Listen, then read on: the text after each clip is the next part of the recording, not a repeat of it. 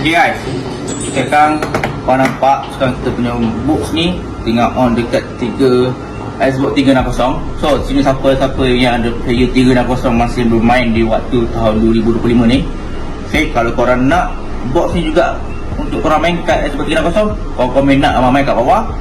Sebab kita akan buat, kita boleh buat satu khas untuk box untuk 360. Sebab kalau macam sekarang kan kita PS kita pakai 2 pin, tapi adapter dia 3 pin. So kita ubah lah, kita ubah jadi 3 pin. Tapi janji korang kena ada Xbox 360 dengan adapter dia yang besar tu. Tengok adapternya mana? Yang ni, yang besar ni. Kau kena ada 2 tu. Nanti lain tu kita akan buat semualah.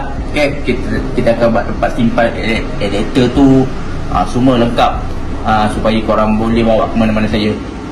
Okay, siapa yang nak komen 360, kau boleh komen. Okay, Xbox 360 player, come on, munculkan diri anda. Okay, apa lagi?